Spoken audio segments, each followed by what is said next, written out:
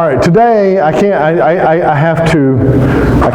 talk about how hot it is for a long period of time because today we got a lot to talk about, and we are going to be finishing up chapter 11 in Hebrews, and chapter 11 is a very in-depth chapter. It's, some people call it the Hall of Faith because the whole chapter is just about faith, and it's listing out characters in the Old Testament and how they have demonstrated faith and what that looks like in our life, and all of it kind of ties in together because since we started out in Hebrews, we've talked about our need for God, so that was the very first thing, and so it just pointed out in the first few chapters that Christ is greater than, right? Christ is greater than. Don't even need to finish the statement. No matter what you plug in there, a human being, supernatural things, anything in creation, anything that you can imagine, Christ is greater than, and that's what the author was trying to just get us focused on Christ, get us focused on God.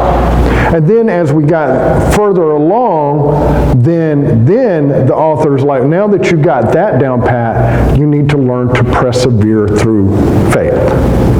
Right? And that's where we find ourselves. And he gave all these examples. And so we've been going through the example of Noah and Abraham and Moses and just going on. And now we find ourselves at the end of this chapter. And there's a lot of meat still left in this chapter that we need to discuss and figure out. So today's title is Calculating Faith. And that's a little misnomer because what it is that I want you to understand that one of the things that we could take from this is that life, if you want to think of it that way, a lot of times you can fill in your own word there, but life is what? A roller coaster. Life is what? But life is a narrative, and it's your narrative, and it works out how you desire it to. Now, there might be times in your life where in your narrative, the little 6-year-old you that dreamed about being a fireman or the 6-year-old you that dreamed about being a president or whatever, in your narrative, you may have come up against something in your life and you're like, ooh, that obstacle's too hard, and you changed up your narrative and said, instead, I'm not going to be a fireman, I'm going to be an accountant, whatever, but you changed up your own narrative, but it's your narrative, and you're the one that's defining it. But in that narrative, you're defining it by what you're willing to do to achieve what you want. That's part of your narrative. What you're willing to do to achieve what you want. How many of you would like to have a brand new phone? It's not a trick question. You're not like, okay. A couple of you are like, I would like to have a brand new phone. I don't want one at all. It's not the question. Would you like a phone? No. Then stay out of the conversation.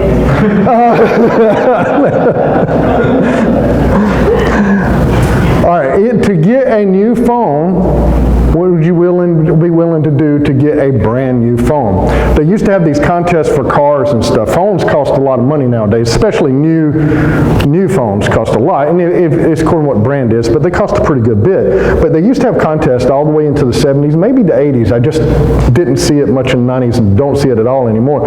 But you could go to a car lot and they'd be giving away a car every once in a while, and they'd have a contest and you could put your hands on the car. Do y'all remember any of this?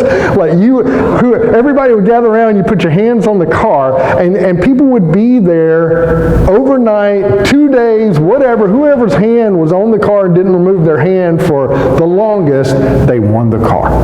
There's a lot of sacrifice you do without sleep, because if you fell asleep, your hand would fall off the car, you're out, whatever, right? But they would do a lot of sacrifice for that. If we had something like this pulpit right here, this podium, if we had this and everybody was to gather around that wanted a free phone, would you be willing to put your hand on this for whoever had their hand on it the longest? 8 of you, right? Would you be willing to do that? Maybe. Gary's nodding yes, because Gary's confident he can beat you, right? That's why, and he feels like that time, no matter what that is, that sacrifice would be worth that new phone. Now, would that new phone, that $1,000, that $1,500 new phone, be worth you getting a second job and working for and being away from home? Gary's already shaking his head. It's worth 2 days of putting your hand on this podium, but not a second job. All right, well, that's the thing, right, about our narrative is we determine what we're willing to sacrifice to get what we want. I used to work in heavy construction, and we built ponds and dams and stuff. During the month of August and September, we used to go to the cotton gin in our town, and the cotton gin, there was this area where there was a bunch of trailers and stuff, and people lived, and we used to go and we would get labor. We would get, a bunch of Mexicans lived there, right? And I know what you're thinking. You're thinking, oh, they got illegal aliens, right? We didn't. At the cotton gin, you would have Mexicans, for sure, that came over on a visa, work visa, an agricultural work visa. And during the months of August and September, you're going through a time of where you have, in our home, of where you have harvested peanuts and you're getting close to harvesting cotton. But they would be here on an agricultural work visa, and there would be a couple weeks in there that they couldn't do any real work and pick up any work, but they're still here on the visa, and they're just waiting for the cotton to start being harvested so that they can make money. And believe it or not, there is not just a bunch of people sitting around going, man, I really wish somebody would pull up today and hire me to do hard labor outside. There's people that want to do desk work or work from home, but not a lot of people that are just sitting around going, man, I just wish there was somebody who would pull up in a truck and take 4 or 5 of us to do some really hard labor and pay us for it. So we would go there because they would be in between jobs and everything, and we would take them and they would go out and work. And I remember having a conversation with one of the guys, and I'm like, why do you do this? Like, we weren't paying them. We were paying them what we would pay anybody else. We just couldn't find anybody else to do it. But I was like, why do you do this? Why do you leave your home for 6 months, work this hard? And the guy told me, he said, because I'm willing to give up that 6 months so I can make my entire family's life better, right? I'm willing to sacrifice this so that I can have this in my narrative. I really want you to get that, because this is very, very important for our conversation today. Understanding calculations of being willing to sacrifice for this. Because we do it on a level in almost all our decisions, but it's mostly subconscious. Am I willing to do this? Am I willing to go outside and do this to cut my grass? No, it's too hot. I don't care if the neighbors like how tall my grass is. We make decisions based off of whether it's worth it to us to do it. Some of us, it's worth more. Some of us, it's not worth as much. But we make those decisions on a subconscious level. Well, we bring that into our faith. We bring that into our walk with God. And so today we're going to read about a couple of more heroes of faith, and we're going to talk about them. In Hebrews 11, 32 through 34, and it says, "What more shall I say? For time would fail me to tell of Gideon and Barak and Samson and Jephthah, of David and Samuel and the prophets, who through faith conquered kingdoms, enforced justice, obtained promises, stopped the mouths of lions, quenched the power of fire, escaped the edge of the sword, and were made strong out of weakness, became mighty in war, put foreign armies to flight." Mary, will you take us back up here to 32, where we're going through all these names and everything? I want you to understand what the author of Hebrew is doing right here. If I was to sit here and tell you, oh my goodness, guys, we should be holy people of God. We should be holy people of God. We should be like Hubert and Mule and Richard and Slade. We should be like that. All you hear is names. You don't know who I'm talking about. All you heard is we should be holy people of God. And now you're like, okay, well, that's a good message, because I'm sure that God wants us to be holy and everything. But then I just named out some names, and you're like, I don't know how to equate what that means with those names. So Danny's just saying we should be holy people of God, right? But in my mind, I'm not just naming names. I'm naming people, and there's certain things that go along with it. Well, same with Hebrews. When he's naming Gideon and Barak, and he's naming Samson and Jephthah and David and Samuel, when he's naming these people, it's not, okay, listen, we're continuing on with the conversation of faith, but I'm just going to name a couple of names, just skim over those names. There's stories behind these people, and the author knew that his audience knew these stories, but perhaps we don't. And if we don't know a little bit of something about the people, then it's hard for us to equate the message of faith that's being associated with each one of these people. So we only have time, only a limited amount of time, just like an outline of what happens. But we need that because the author intended for us to know the backstory of these names, not just to skim over them. So Gideon was a judge. And back in Judges, chapter 6-8, it talks about Gideon. Now, Gideon, in the Jewish circles, in the Israelite circles, was considered one of the greatest judges out of all the judges. And we know that because he pops up in their literature over and over and over. I mean, just throughout the Old Testament, through their literature and everything, they really had a high regard of Gideon. You may know some things about Gideon, but you may not know. Gideon was a timid man. Very timid. He was very reluctant to get involved in anything, any quarrels or anything, and anything that God had called him to. He was unsure. Gideon's the one that laid out the fleece and said, God, if you want me to go, then make it wet, and if you don't, make it dry or whatever. But he laid it out because he was so timid. But when Gideon was called to, when the Midianite army came up against the children of Israel, it was a great army. And the Midianites had already ravaged their neighbors, the countries that were around Israel. And they didn't just ravage them, they burned their cities to the ground, their villages to the ground. They took their women and children and slaves. Everywhere they went, they conquered. And now they were coming up against Israel. And in Gideon's day, the judges were the people right after Moses had been promised the promised land, and then Joshua led them into the promised land, and all of a sudden Israel had a need for somebody that represented God, somebody that would protect them, somebody that would guide them towards the things of God. So he established the judges, and Gideon was one of these judges, and so he was established to help the people and to protect the people. And so when there was a need, they turned to Gideon. And Gideon was like, are you sure, God? And God's like, yes, you need to protect the people. So Israel raised an army of 32,000 people.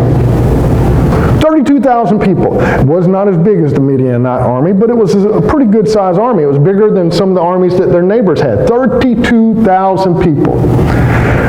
And God said, that's not good. That you should face this awesome, scary army with 32,000 people. So here's what I want you to do. I want you to stand up there, Gideon, in front of the army, and I want you to ask anybody, does this army scare you? This army that has destroyed all your neighbors and took their women and children as slaves and burnt the villages down, does that scare you? And out of the 32,000, over 22,000 of them said, yeah, I'm experiencing a little bit of fear right now. And God said, well, we don't want anybody that has fear in their heart with us. Dismiss those 22,000. Okay? Now we're down to like 10,000 people. And God said, that's not going to do. That's not good that we have 10,000 people facing this big army. He said, so what I want you to do is I want you to tell them to go down to the river, and I want you to tell them that they must drink of the water. So they go down to the river. All 10,000 people go down to the river. And he says, I want you to pay attention to how they drink. So all 10,000 of the soldiers go down to the water, and some of them bend over into the water and they lap the water up like a dog. And a few of them cupped the water in their hands and they drank it from their hands. Now every time I read this in the Old Testament, I was like, why so few cup the water? Why? I can't imagine bending over a river and drinking the water like a dog. That just doesn't seem natural to me. I've drank water a lot of times and I've never just bent down and just sucked from the source. But then I started thinking about it. Okay, they didn't have anything. They didn't have any pots or pans. They're soldiers, and soldiers do things that they're just going to be nasty, right? They're always in the dirt and everything. They don't have wet wipes with them like the Air Force does or anything like that, right? Their hands are dirty. They've been doing dirty things. They've been setting up encampments. They've been doing all the things that a soldier would do, and not carrying around a canteen, or he would have just said, go fill your canteens up at the river. No, they don't have any water source with them, so their hands are all nasty. Now, if you were to go into a creek or river or whatever water source they had, and 2 or 3 of you are washing your hands with all the dirt and filth on it, the water, you wouldn't even be able to detect the cloudiness of the dirt as the river washed it away. But you put 10,000 in there washing the nastiness off of them all at one time, it's probably going to pollute the water, and some of them are probably going to raise a ruckus, right? They're probably going to be like, hey, calm down. Out of the 10,000 that went down there, only 300 of them cupped up the water in their dirty hands or whatever they had and drank from their hands. And God said, dismiss the 9,700. Those 300s will be sufficient to face this big, scary army. That sounds crazy, but Gideon said, okay, God, and he obeyed him. From Gideon, we can learn that God can take what is a perceived weakness and do extraordinary things with it if we put our faith in him.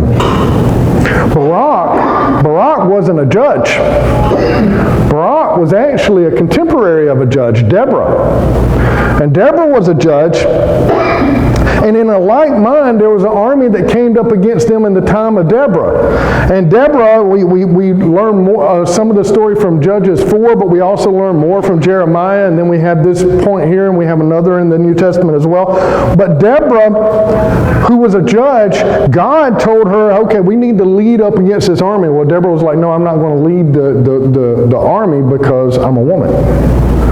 Someone call a man, and she calls Barak, and she's like, I want you to lead the army. And Barak's like, I'm not going to do that. You're called to be the judge.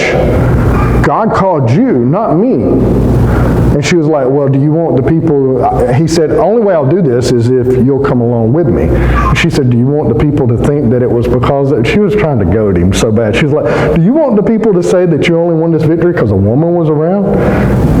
And she tried to goad him in there, but Barak stood his ground and he was like, you know what, I'm not going until I know that God wants me to. I'm not doing it. Because you were the one that was called to be our judge. And as they faced the Midianite army, it was a unique army because it was the first time that they'd ever faced an army that had chariots, and that was scary, and it was big, and it was... And Barak was like, not the army that scared me. It's not all of them with their chariots. It's not doing what God wants. If this is not what God wants me to do, then I don't want to do it. Finally, him and Deborah heard from the Lord. And he did exactly what God called him to do. Samson. We've heard of Samson, or maybe we've heard of Samson. Samson was a Nazirite who took a Nazirite vow. And that vow was to serve God. And there were several stipulations inside of that vow. But one of those things that the story's famous for is that they couldn't cut their hair when they served the Lord, right? And so the entire time that Samson is serving the Lord and he's called to be this judge and everything, he keeps doing the wrong thing. He keeps breaking his vow to God, but he keeps still serving Israel. Eventually, though, Delilah tricks him into asking him, what is it about him that makes him strong?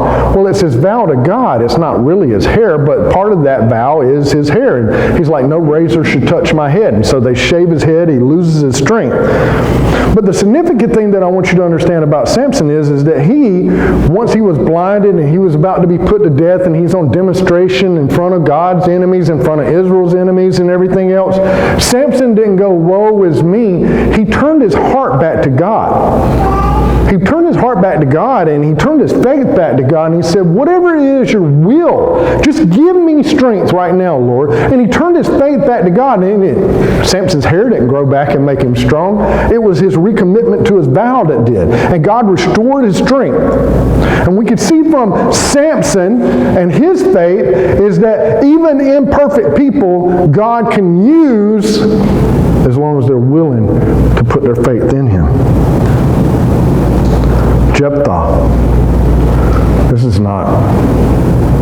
Actually, me and Mary were talking about Jephthah's story, and she was like, man, I'm just glad that when I was a kid that they did most of the lessons out of the New Testament. Because Jephthah was a judge. He was called by God. The people knew he was called by God, but Jephthah had a problem in the Israelites' view. Jephthah's mom was a prostitute. And so they looked at him as an illegitimate child, and they disliked him, and they didn't want him around, and so they ran him out of their circles, and he lived basically in the wilderness. And it says that he lived with a band of scoundrels, right? With rejects. That's who he lived with. That's who he had to live with. Until an army came up against Israel, and then they were crying out to God, and God said, I've already given you a judge. So they came to Jephthah, who by this time was living, but he was living like with these band of scoundrels and stuff like that, and living in the wilderness. And by this time, when they came to him, he was like, sure, I'll do that and everything. But if I do that, I must be accepted. My family must be accepted and all this, right? And then he did something maybe we are all kind of guilty of. He said, okay, if God leads us to victory, then I promise God this.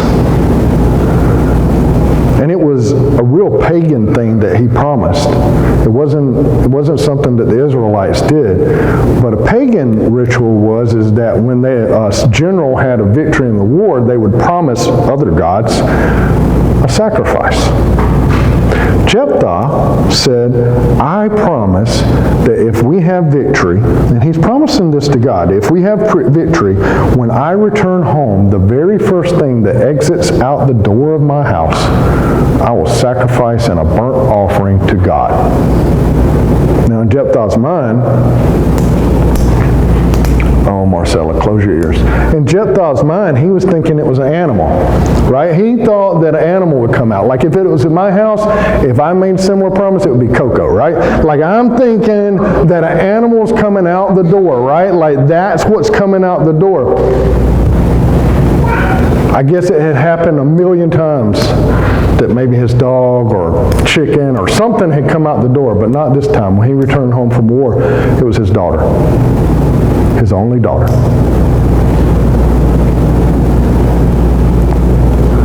He sacrificed his only daughter because he had made a ridiculous vow to God.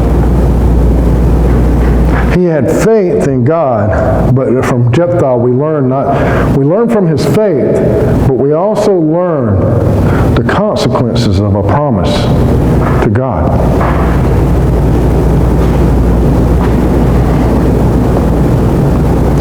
In a non-similar fashion, in my walk with God, I have an unhealthy admiration for Florida State football. I do. I love it.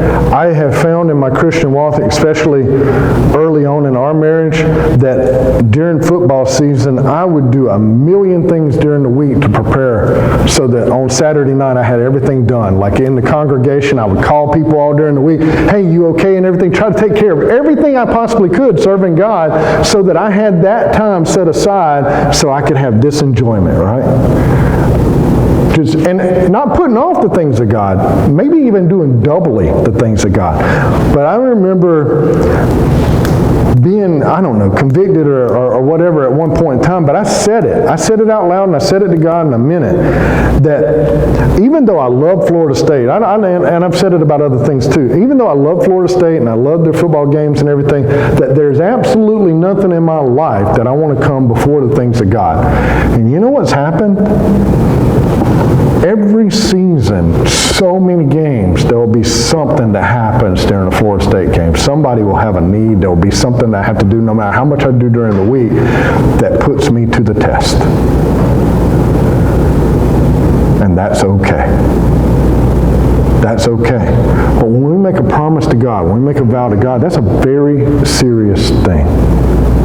And God takes it as a serious thing. David. Now, David might be the most recognized name here for some of you.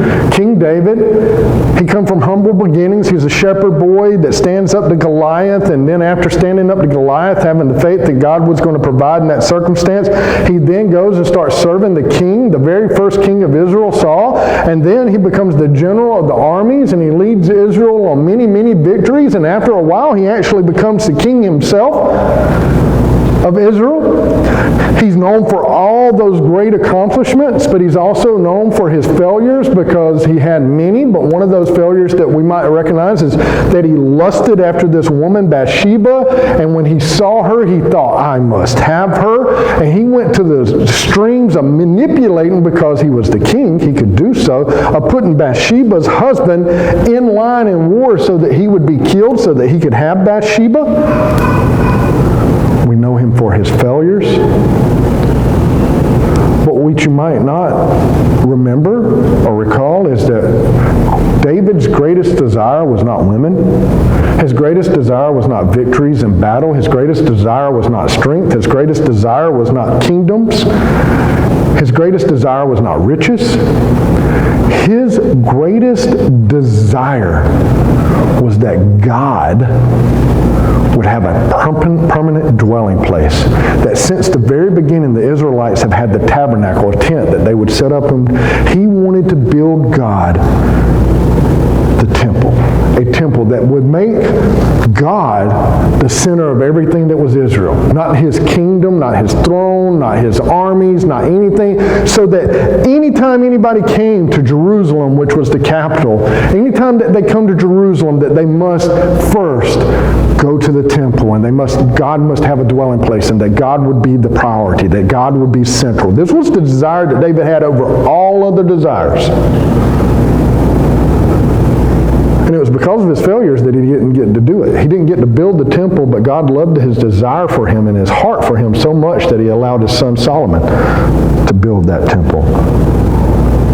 Samuel had a dual role. Samuel was the very last of the judges and the very first of the prophets in the Old Testament. So he ended the time of judges and became the first prophet. Samuel's mother, who could not have children, prayed to God, and God blessed her, and she was able to have a child, and they dedicated his life to God. And he served under a priest.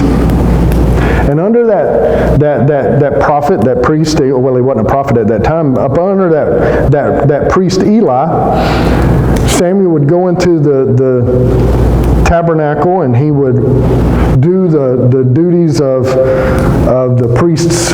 And as he was doing that as a young child, he would hear a voice in his dreams, and he thought it was Eli. And he would wake up and try to obey the voice, and the old man Eli didn't know what was going on until it happened a couple times and realized that the boy was hearing from God, and that God was speaking directly to Samuel. Samuel helped God to ordain the very first king, and then to ordain David. Samuel did many great things and demonstrated his faith in great ways. But his life ended harshly. He was martyred. As we look at these people, they're more than just names. There's great stories of faith that are associated with each one, but there's also other stories of physical and worldly replenishment and hurt. There's many obstacles that they had to face. But all of these names that we could skim over had one thing in common. They all followed God regardless of worldly outcomes. Regardless of the worldly outcomes, they followed God. Didn't matter what happened. And so when we read these names and we read about their faith, I want you to understand that when they were calculating the risk versus the reward, that it didn't make sense. None of it made sense. Not the way we would do it. Let's look at the possible costs of faith, because that's where our author goes on. In Hebrews 11:35 through 38, it said, women received back their dead by resurrection. Some were tortured, refusing to accept release, so that they might rise again to a better life. Others suffered mocking and flogging, and even chains and imprisonment. They were stoned, they were sawn in two, they were killed with the sword. They went about in skins of sheep and goats, destitute, afflicted, mistreated, of whom the world was not worthy, wandering about in deserts and mountains and in dens and in caves of the earth. Now, it says others here, and then it gives us a couple examples, like we're sawn in two, killed by the sword, and we know the stories of some, Joseph and Micah and Elisha and Hannah and Jeremiah and Zechariah and Isaiah. We know some of their stories, they align with some of the things that these individuals faced. But it says in this passage that they went through this so that they might rise again to a better life. That's why they went through it, right? They didn't go through it. They didn't say, okay, well, I'm going to live out my faith. I'm going to demonstrate my faith to God so that I might have this. So that this might fit my narrative. You understand? I want you to think about your narrative for a minute. What is your narrative? What is it that you want? We all think about it. Arnie, I'm going to pick on you for a minute. Arnie's just recently retired, unretired, about to retire again. But his narrative is where I want to be, here, I want to be here in a year, I want to be here in 5 years or whatever. He's picturing his narrative. What does your narrative look like? Where is it you're at,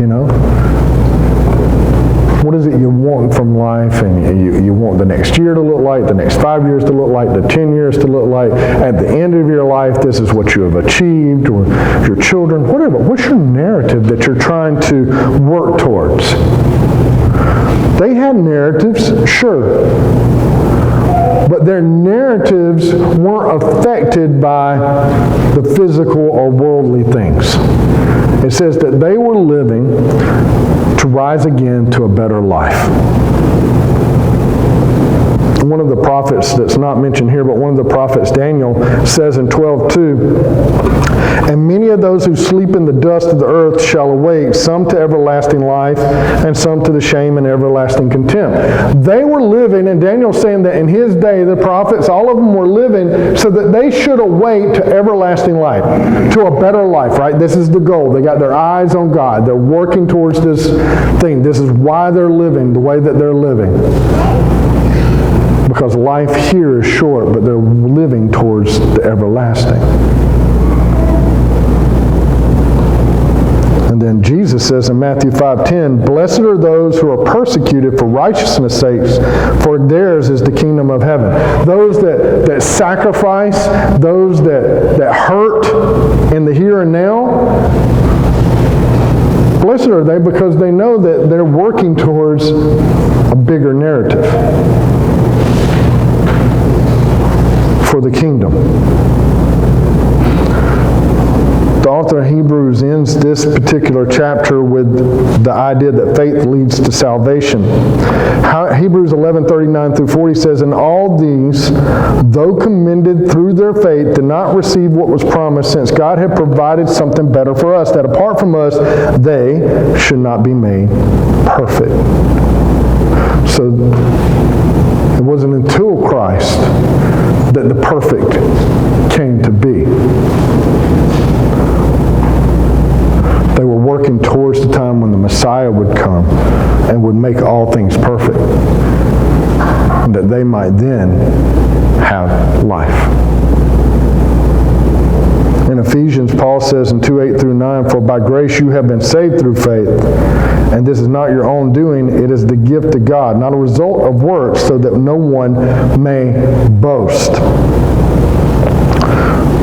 salvation, this bigger picture. Why do I do the things that I do? Well, here's the thing, and here's the crux of it. If we're working towards our narrative is always going to be about worldly and physical things. They're always going to be incorporated in what it is, right? Even when I think about my children, there's physical and worldly things that are associated with that. I don't want my children working in poverty. I don't want my children to not have. I'm working towards these things, right?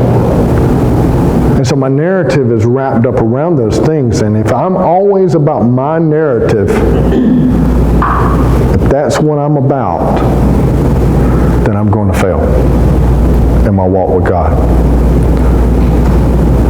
Because I'm never going to be willing to sacrifice everything that I need to. I'm not. We all have a line in the sand where we're like, okay, I will, because that's what faith is. You understand that? Faith is all the things that we've been talking about. Started out with faith is love. That is true. That's a component of faith. Faith is trusting in God. Faith is obeying God. And faith is action. It's not just thought. So when you wrap all those things up, our faith, what God's asking us to do to demonstrate our faith, is to live it. Is to actively express our love back to Him by being obedient to His call in our life. That's faith. Not good feelings, not just belief, not just one component of any of it. It's all those things. Well, when we're called to walk and live in faith, we, in our flesh, subconsciously most of the time, start doing this game of calculating cost. We are like, well, you know, I'm called to be a Christian, but my workplace, I don't know if that's something that be accepted, so I'm willing to wear a cross around my neck. Or I'm willing to wear a Christian shirt. What I'm not willing to do is to tell somebody, you know, I'm uncomfortable when they're telling dirty jokes around me, or to completely share my faith. You know, I'm still supposed to mix church with state. You know, we say all kinds of stuff. You know, I don't want that because it could cost me my job.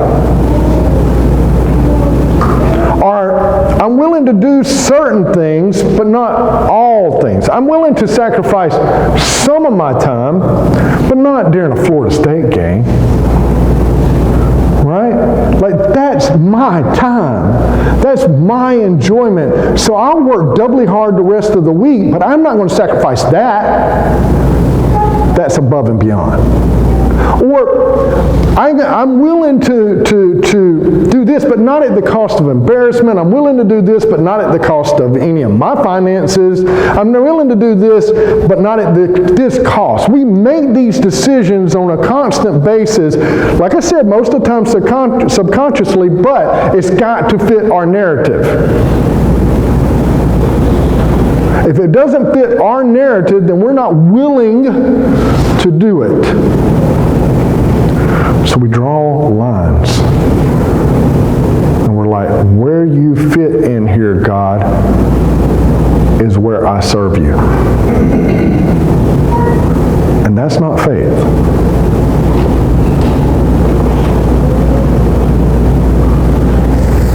It's not faith, and it's not demonstrable. I saw this thing this week, and as I saw it, I never ever, and this is personal, not you, I never would have equated being evangelical, and they weren't doing this. This is me that makes this equation. I never would equate being evangelical to sharing my faith with being a salesman. I would be offended if anybody ever told me that they were equating the two things, right? And as far as I know, that this person definitely wasn't doing that, but when I heard what they had to say, I started doing the equating. But this guy was talking about salesmen and the difference between being a salesman and being a good salesman. And he was going through, he said, do you know that a lot of jobs and I don't know if that's true, Sean might can answer this question, if any of you have been in the salesman at different places or whatever, maybe it's true, maybe it's not true, but he said a lot of jobs when they're hiring a salesman, they will do the same thing from some 90s movie or whatever, but they will be like, hey, sell me a pen, right? Sell me a pen. And he said, normally if they want to be a salesman, what they will do is they'll do something similar like, this is the Penomatic 2000, right? This bad boy will write upside down. It won't. But this bad boy will write upside down. When you're writing with this thing, it will never miss a link. You know how sometimes you're writing and you have to shake it and scribble on paper? This one won't. It'll write ink all day long. When you pull this pen out, people that know this is the Royals Royce of pens. This right here is the best of all in its quality, and so when people see it, not only do they see this as a quality pen, the people that know, they'll see you as a quality person, and they'll sell the pen. And that's what a salesman will do. A good salesman won't sell the pen. They'll first start talking to you, and they'll first get you to define your need.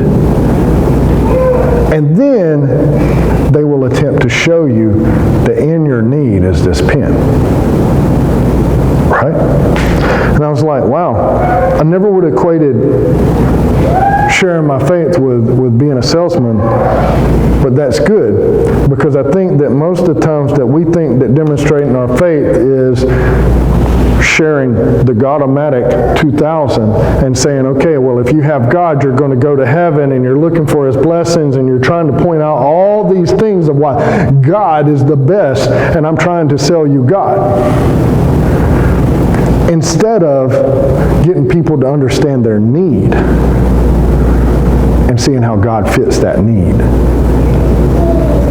When we're demonstrating our faith, that's exactly what we're doing, is because we're responding in light love because God's met a need in our life.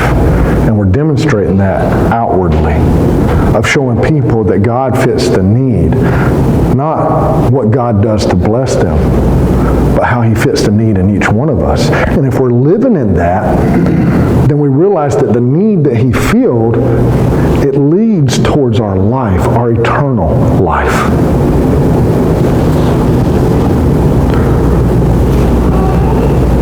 And if we are doing that, then here's the thing. Everybody has to do different things. And I don't know what it is in life. I can tell you this, that if you're living out your faith, you have to sacrifice. If there's no sacrifice in your life, then I'm going to be bold and tell you that you're not living in faith. But everybody's sacrifice is not the same. And we should be thankful about that. Right? I haven't up to this point been called to sacrifice as some of the heroes of faith did in Hebrews. But I may have to. Just this past week, maybe it's been 2 weeks ago, there's this young couple from America, 22 years old, went to Haiti as missionaries. Young man, and was serving as a youth pastor. Both him and his new wife are serving in this church, and some gangs there in Haiti came, and they were robbing the church, and they decided to kill them both. It's possible. Most of the time, that's not the kind of faith that we're called to demonstrate. Most of the time, we're called to sacrifice time, resources. Most of the time, we're called to sacrifice maybe our pride, but we are called to sacrifice. What I can't do is define what that sacrifice is for you. That's not possible. I don't have that kind of insight. Only God knows what He's calling you to sacrifice. What I could tell you this morning, though, is that every one of you, every one of us, is called to sacrifice this first. Our narratives. Because when we belong to God, He no longer wants us to try to live out our narratives. He wants us to sacrifice our narrative and live in His narrative. And that's the hardest struggle for Christians because we don't define it. And we start trying to make Him fit in our picture. And He never fits in our picture because it's not supposed to be our picture. It's not supposed to be our narrative anymore. It's supposed to be His narrative for our life. And that's the very first thing that He asked us to sacrifice, to put aside and not go, okay, well, what is it that you want me to do for you, Danny? How do you want me to make your life better, Danny? That's not what God's asking me. God's asking me to follow after Him. Okay, He's not asking me to dictate what it is that He does. He's dictating to me what it is that I'm supposed to do. I have to sacrifice my narrative. And then I can start living the life that God desires for me and has for me to its fullest. That's faith. He's challenging us all this morning to live in that faith, to be encouraged, and to live a legacy of faith. And the only way we can do that is by keeping our eyes on Him, not on the things that are around us. Because when I keep my eyes on the things that are around us, I start going back to my narrative, right? I start looking around and I'm like, oh, me. I don't have what they have. I don't have this, or I want this and everything. I start looking at the things of the world and I'm like, man, I want my life to look this way. God. And my prayers start changing. Have you ever noticed that? You ever noticed that when your neighbor gets something that you don't have, your prayers start changing? Well, be aware of that. They do. They start changing. You're like, God, I wish you'd bless me with a little more income so I can also have a truck. Or I can also, like you start, when you start paying more attention to the world, your prayers start changing and you start asking God for things that incrementally sound more like the world, but they start off very small, still sounding very godly, but what you're asking is God to start intervening in your life to start working towards your narrative. It's His narrative. Give it over to Him this morning. This morning, that's the challenge. Are you willing to lay your narrative down? Because all the heroes that he ended here with were willing to follow God despite worldly outcomes. Are you? To my knowledge, we're not facing any army. You're not going to have to sacrifice like the heroes of old. But I can't tell you what sacrifice God may have for you in your life. But are you willing to follow after God despite whatever worldly outcome comes? Are you willing to lay your narrative aside and live His for your life? This morning, that's the question that's placed in front of you. I'm going to have Arnie come up this morning. Arnie's going to lead us in music. I'm going to ask you to stand. And that's the question